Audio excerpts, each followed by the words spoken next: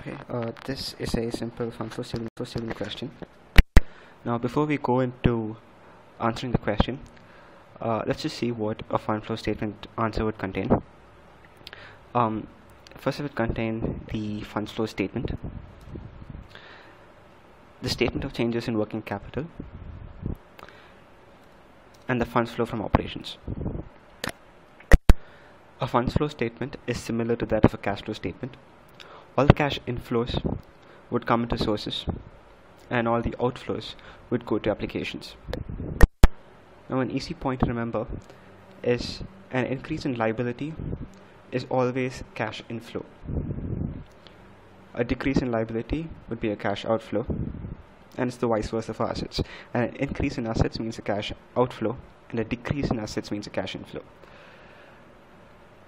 Moving on to statement of changes in working capital. This basically talks about the increase and decrease in current assets and current liabilities. Now, why is it called statement of changes in working capital? That's because working capital is equal to current assets minus current liabilities. Now, in this statement, if there is an increase in current assets, we will put it under the plus sign. We will add it. And if there is a decrease in current assets, we will subtract it. And it's the exact opposite for current liabilities. If there is an increase in current liabilities, we will put it in the subtract sign, and if it is a decrease in current liabilities, we will add it. After doing that, we will find out the difference between the plus and the minus, and we will get either an increase or decrease in working capital, which would either mean an increase in current assets or a decrease in current assets. And then after that, using the same point I mentioned in the previous slide, if the assets is more, it would be a cash outflow, and if the liabilities is more, current liabilities is more, then it would be a cash outflow, and it will hence go to application. And if the asset side is less, then it would be a cash inflow, and so it go to sources. Moving to fund from operations, we'll start with net profit. That's how we start in the indirect method. We'll start with net profit, and we'll remove all the non-cash charges and revenues that would have been entered while calculating this net profit in the profit and loss account. We'll understand this much more clearer once we get into the sum. So let's begin the question. Now, first things first, since we have to start with net profit under fund from operations, let's put that first. Here we'll take general reserve as the net profit. The net profit is the difference between the 2011 figure and the 2010 figure. That's 2,70,000 minus 1,10,000. And so that we will put in fund from operations as a starting figure. So that's 1,60,000, the difference between 2011 and 2010 figure. Now that that's done, let's finish with all the additional information given, all the adjustments, and then move on to the entries in the balance sheet. Before we start with these adjustments, a very important point to remember, which is quite universal in almost all the accounting questions I've come through. An adjustment will always affect two places, and a balance sheet entry will always affect only one place. Adjustments affect two places, balance sheet affects one place. Keeping that in mind, let's proceed to the first adjustment. 10% dividend was paid in cash for 2010. Now, dividend is paid on share capital, so 10% on 3 lakh, that is 2010 figure, share capital, would be 30,000. But before we can do that, we know that preference shareholders are always paid dividend first, and only then equity shareholders receive their dividend. So before we enter the dividend for the share capital of 3 lakh, we'll have to pay off the 8% preference shares on 2 lakh. So the dividend on 2 lakh, the 8%, is 2 lakh into 8%, that's 16,000. And paying off dividend is a financing activity, and it is a cash outflow. So we will enter that in application side preference dividend, 16,000. After this, as mentioned earlier, an adjustment would affect two places. Now, this payment of preference dividend is sort of like a silent adjustment. It is not given in the question, but since since the adjustment is given that we have to pay dividend for equity share capital, it is implied that there is an adjustment that we have to pay dividend for the preference shares as well. So we already entered the first place it affects, and that's in applications, preference dividend. The second place it affect is the fund from operations. Now, why does it affect the fund from operations? This is because in the profit loss account, when you enter the debit side and the credit side, the expenditures and the revenues that would have brought about the balance net profit of 1,60,000, we would have entered in the debit side payment of preference dividend 16,000. So that would have actually brought down the profit. But now, since we are showing it here in the application side, we should remove it from the net profit. Otherwise, it would mean we're showing it would affect two places, both in the applications and in the net profit, and so it would be 16,000 here and 16,000 there.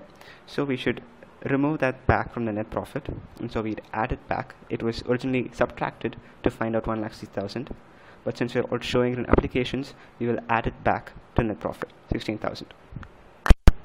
That completes the two entries that we have to make for the silent adjustment of payment of preference dividend. Now let's go to the 10% dividend was paid in cash for 2010. Here the share capital in 2010 was 3 lakh, so 10% on 3 lakh is 30,000. We'll do the exact same as we did for preference shares dividend. There's an outflow of 10,000 payment of dividends, and it's a financing activity, so it goes to applications. And also, since it would have been subtracted from the net profit, we will add it back here because it is shown in the application side. It shouldn't have a double effect, so we will add it back since we earlier subtracted it. Now that completes the two entries required for the first adjustment.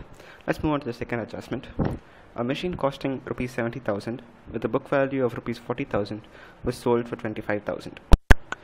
Now if you look at the first entry in the asset side of the balance sheet, fixed assets, we have an opening balance of 5,10,000 and a closing balance of 6,20,000. Now if we have an adjustment which would affect balances in the balance sheet, we will open an adjustment account. So in this case, we will open a fixed assets account. Also, if you see the additional information, the last point, provision for depreciation 31st December 2010 and 31st December 2011 is given. Generally, this is given in the liability side as accumulated depreciation, but in this case, they have given it separately in the additional information. Either way, we should open a provision for depreciation account simultaneously along with the fixed assets adjustment account. Now, an important point to remember is when provision for depreciation is given separately, while entering the balances for the fixed assets, we have to add the opening balance of provision for depreciation with the opening balance of fixed assets, and we also have to add the closing balance of provision for depreciation to the closing balance of fixed assets. So 5,10,000 plus 1,50,000 would be 6,60,000, and the same, we add the closing balance of provision for depreciation to the closing balance of fixed assets, and we get 8,10,000.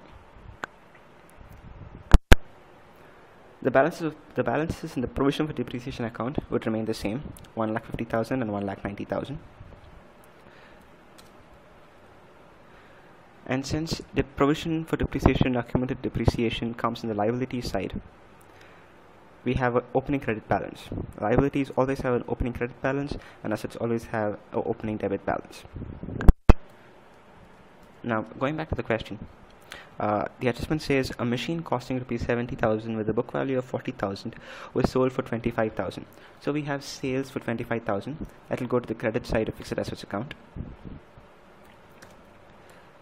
A sale of 25,000, and this machine, the book value was 40,000, so you have a loss of 15,000. 40,000 minus 25,000, so we enter that in the credit side. Loss goes to the credit side. And also it says that the machine originally costed 70,000. Its book value now is 40,000, which means over the years we charged the total depreciation of 70 minus 40,000, that is 30,000. Now this is the depreciation on the machinery that is sold. that is the machinery that was at book value 40,000 and sold to 25,000. This is the depreciation for the sold out machinery that will be debited to the provision for depreciation account. There's a small mistake here, please note. It's not supposed to be to depreciation, it's supposed to be to fixed assets account. That is the sold out machinery. Now that that's done, let's go and balance out the fixed assets account. It's a total of 8,80,000. Balancing figure, if it comes on the debit side, would be purchases. If it comes on the credit side, it would be sales. In this case, it's the debit side, and so we have a purchases of 2,20,000. If we balance the provision for depreciation account and get a total of 2,20,000, the balancing figure would be the depreciation provided during the year, and that's 70,000. Now it says to P&L, to profit loss. That's because if you see in your profit loss account, on the debit side, you would have entered to depreciation for the year, 70,000 in this case. Now these two accounts are closed. Let's see how each of these entries would affect the fund flow statement. Let's start with the first one, sales. Sales is 25,000. It is an investing activity,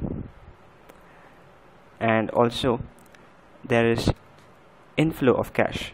When you sell a machinery, there's inflow of cash. So this 25,000 is an inflow of cash, and hence it would go to sources. Going back to the account, you have on the credit side, you have a P&L by P&L which is loss of 15,000. Now this will come in the fund from operations, and we will add it. Why?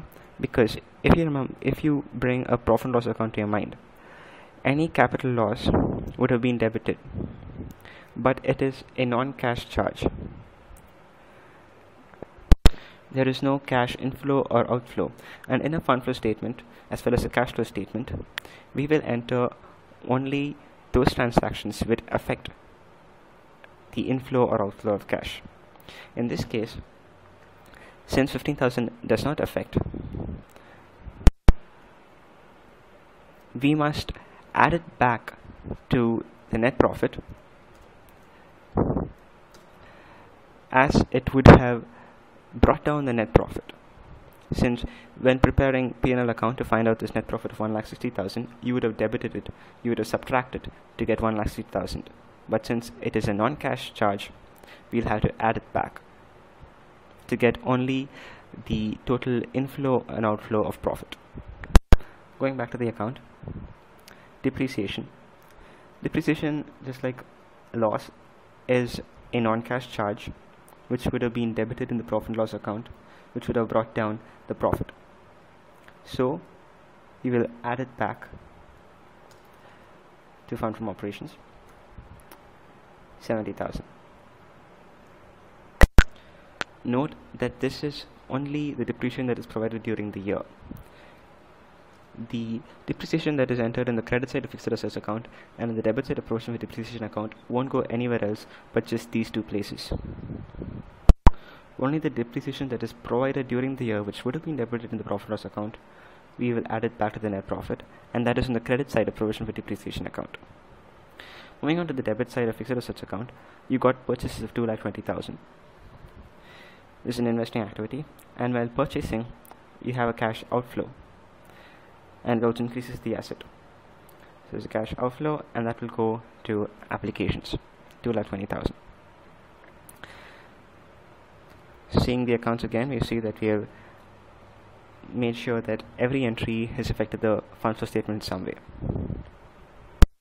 except of course for the depreciation, that both the places that is affected is in these accounts itself and not in the fund flow statement.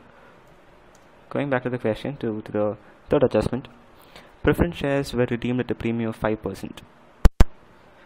On the liability side, second item is preference shares, opening 2 lakh, closing 1 lakh. So let's go ahead and open a preference shares account. Opening balance, liabilities always have a credit opening balance, opening 2 lakh and closing 1 lakh. Now preference shares have been redeemed, and the opening balance is 2 lakh, closing balance is 1 lakh, which means 2 lakh minus 1 lakh. 1 lakh has been redeemed, and it has been redeemed on a premium of 5%. That's what the adjustment says.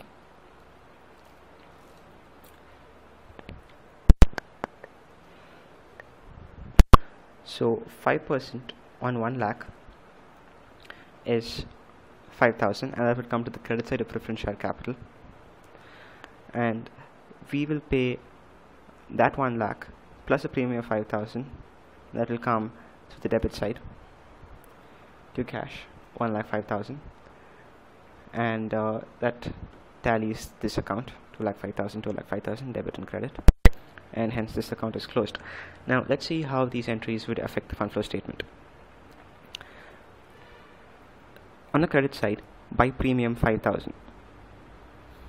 Now before we go into the credit side, let's see the debit side. Cash. We have paid 1 lakh 5,000 while redeeming these preference shares. It's a financing activity, and while redeeming we give out cash, and so it's a cash outflow, and hence it would go to application side entire of 1 lakh 5,000. Now this premium on the credit side of 5,000, this will go to fund from operations. We will add it back to the net profit, and here's why. Premium would have been entered in the debit side of profit and loss account. It would have brought down the profit. It is also an actual cash outflow, unlike depreciation and loss of machinery. But why do we still add it back? That is because it would have a double effect, since we are already entering this 1 lakh 5,000 here in the application side. It's not just 1 lakh, we are adding the premium also here. So 1 lakh plus 5,000, 1 lakh 5,000 is a cash outflow. So we shouldn't show it two places, both here and also deducted from net profit. So we will add back the 5,000, so as to it doesn't end up in double outflow of cash. Going back to the adjustment, preference share capital account, we see that everything is done. So let's go back to the question. All the additional information, the adjustments have been taken care of. Each of them we have seen has affected two places. Sometimes both places were affected in the fund flow statement. In some adjustments, one was put in an adjustment account and another was affected in the fund flow statement. In some places, for example, the provision for depreciation and in the fixed assets account, the sold out machinery depreciation, both of them were entered in the adjustment account. It never came to the fund flow statement. So now we're done with the adjustments. Let's go to the balance sheet entries. The first item on the liability side is share capital. Share capital, there's been an increase of 50,000, and an increase in liability, as you know, goes to sources, because increase in liability means a cash inflow, and so we put it in sources. An important tip and point to remember is that any change in the balance sheet, except for current assets and current liabilities, will go directly to sources or applications. Moving on, preference shares we've done. General reserve we've done. We've put that in the first item from fund from operations as net profit. Debentures.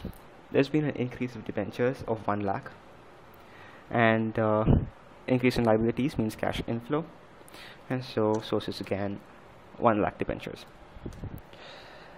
The next item is current liabilities. Now there's been an increase in current liabilities, and current liabilities, as you would recall, goes to statement of changes in working capital, and an increase in liability would mean it goes to the negative column, and the difference is 75,000, so it goes to the negative column. Going back to the balance sheet, provision for bad debts. This is also a current liability, and an increase in it's been an increase of 5,000, so it will again show it in the statement of changes working capital. Increase in liabilities is negative, so it goes negative column, 5,000.